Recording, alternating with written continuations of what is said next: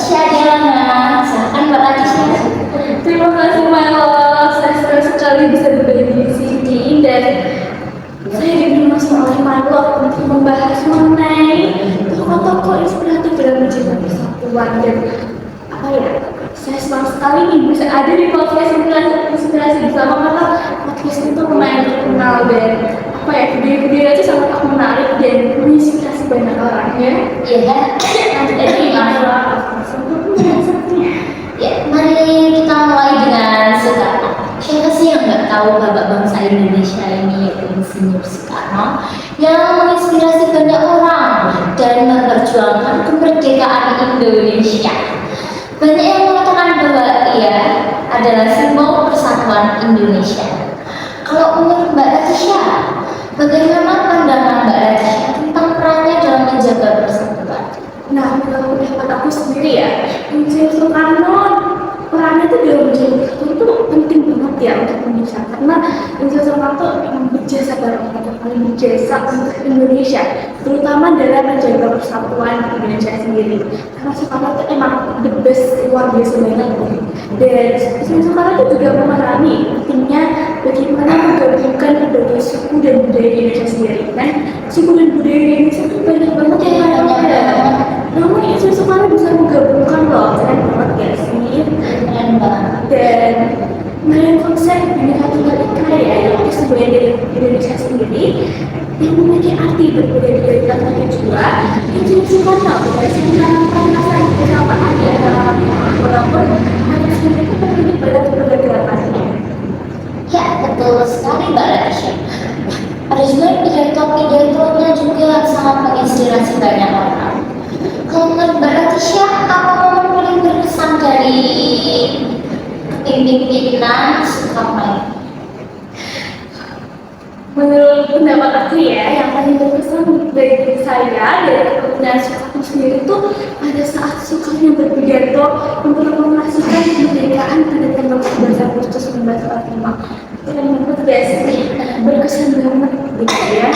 Nah, dan itu tuh juga saat ketika Insinyur Soekarno mengajak semua rakyat Indonesia untuk bersatu demi cita-cita kemerdekaan Indonesia. Jadi kita nggak akan ada di sini ya, dan kita nggak akan merdeka karena jasa Insinyur Soekarno juga. Dan kalau misalnya Insinyur Soekarno nggak ada, Iya, mungkin kita masih dijajah oleh Belanda ya. iya bisa jadi. Ya, selanjutnya mari kita beralih ke Mahatma Gandhi. Iya, Mahatma Gandhi ini terkenal dengan filosofi non kekerasannya. Menurut Mbak Latisha sendiri, gimana pendekatannya bisa diterapkan di zaman sekarang di era modern ini? Pendapat aku sendiri ya, pendekatan dari Mahatma Gandhi ini bisa diterapkan di zaman sekarang dengan cara mengajarkan bahwa dialog dan pemahaman adalah suatu kunci ya. Dan di era modern ini kita bisa menggunakan pendekatan dari Mahatma Gandhi ini untuk menyelesaikan konflik dan membangun komunitas yang lebih kuat lagi. Ya, sangat relevan. Konflik sosial yang ada sekarang sering disebabkan oleh kurangnya komunikasi. Wah bener banget, jadi tuh komunikasi tuh gak boleh sampai miskom ya. Bener-bener komunikasi ini adalah suatu kunci ya. Iya. Sekalinya ada kesalahpahaman pasti terjadi konflik. Iya, apalagi dalam hal keberagaman gitu. Iya. Iya kan? Iya. Jadi tuh komunikasi tuh dia juga ada menjaga persatuan. Iya. Baik. Lanjut ke Nelson Mandela ya Mbak. Berbicara tentang Nelson Mandela. Nelson Mandela ini telah berhasil mengubah Afrika Selatan dari masa apartheid. Menurut Mbak Latisha sendiri, apa yang bisa kita pelajari dari perjalanan hidupnya? Nah, menurut aku sendiri ya, yang bisa kita pelajarin dari perjalanan hidupnya Nelson Mandela sendiri itu, yang wow banget itu ya perjalanan hidupnya, tuh dengan cara kan Mandela kan mengajarkan pentingnya rekonsiliasi dan Mandela sendiri itu menunjukkan bahwa meskipun memiliki perbedaan ya, kita bisa saling menghormati dan bekerja sama untuk masa depan yang lebih baik. Jadi inilah yang bisa kita pelajari dari perjalanan hidupnya Nelson Mandela. Ya, apalagi orang bilang sikap pemaaf itu juga sangat menginspirasi. Iya sih, gitu. Kalau menurut Mbak Latisha, gimana kita bisa menerapkan prinsip-prinsip itu dalam kehidupan sehari-hari? Nah, gimana sih kita bisa menerapkan prinsip-prinsip dari itu dalam kehidupan sehari-hari itu dengan cara menilai diri diri sendiri. Karena menilai diri sendiri itu adalah suatu kunci ya dalam menerapkan prinsip-prinsip itu dalam kehidupan sehari-hari dan juga menerima perbedaan dan berusaha untuk memahami orang lain itu juga adalah langkah awal yang terpenting. Ya, memang kita nih harus selalu toleransi atas perbedaan. Ya, baik, ada yang terakhir adalah kita punya Malala Yousafzai. Malala Yousafzai. Itu ya. Iya benar, namanya nggak sama ya. Tapi saya juga asing sama namanya. Malala Yousafzai ya benar. Ya, memang tergerak dari dia. Iya, biar semua ya, kata namanya emang susah banget diucapinnya. Malala Yousafzai ini adalah orang yang berjuang untuk pendidikan. Ya, menurut Mbak Latisha nih, apa yang membuat perjuangannya begitu menginspirasi? Menurut pendapat aku sendiri ya, perjuangan dari Malala Yousafzai sendiri itu begitu menginspirasi.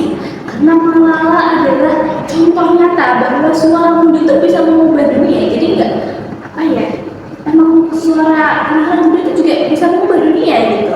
Jadi dari Malala Yousafzai sendiri menunjukkan bahwa pendidikan adalah hak setiap anak. Jadi setiap anak tuh berhak untuk berpendidikan, bukan hanya orang-orang yang mampu saja, tapi juga orang-orang yang telah mampu juga bisa berpendidikan. Sangat benar. Perjuangan Malala bukan aduh.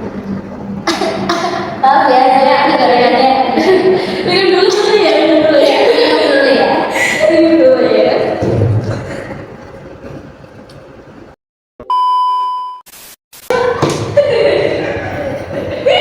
Iya banget. Kita tuh dari tadi ketawa mulu gitu ya, maaf ya teman-teman. Emang lucu gitu ya. Lanjut aja, langsung aja ya. Ya, perjuangan Malala ini membuka mata kita tentang pentingnya akses pendidikan ya. Terutama pendidikan di Indonesia sendiri yang kebanyakan anak-anak di Indonesia itu apa ya, putus sekolahnya dan masih kecil dan kerja gitu. Iya.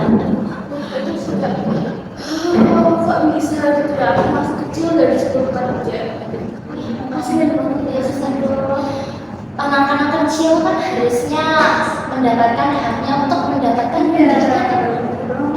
Jadi apa kata Malala Yousafzai, anak berhak untuk berpendidikan. Jadi berharap lagi setiap anak di Indonesia bisa berpendidikan baik-baik. Iya, dan tidak ada yang putus sekolah sehingga Semoga ya. ya baik, itu saja. Terima kasih Mbak Latisha untuk bahasan yang luar biasa ini. Dari Soekarno hingga Malala, kita belajar bahwa persatuan adalah kunci untuk menghadapi semua tantangan yang ada. Memang keberagaman ini tuh kekuatan. Saya juga terima kasih kembali ya kepada Malas jadi kunjung ke acara partisipasi bersama dan bisa membahas mengenai tokoh-tokoh inspiratif yang sangat menginspirasi banget ya, terutama Insinyur Soekarno sendiri yang merupakan tokoh Indonesia yang sangat jasa banget. Dan semoga yang nonton video podcast ini juga kita semua bisa terinspirasi untuk menjaga persatuan di lingkungan kita sendiri. Ya, kita memang harus bertoleransi atas semua perbedaan yang ada. Iya, seperti apa kata tokoh-tokoh yang udah kita bahas tadi. Ya, terima kasih yang telah mendengarkan podcast kita hari ini. Sampai jumpa di Inspirasi bersama.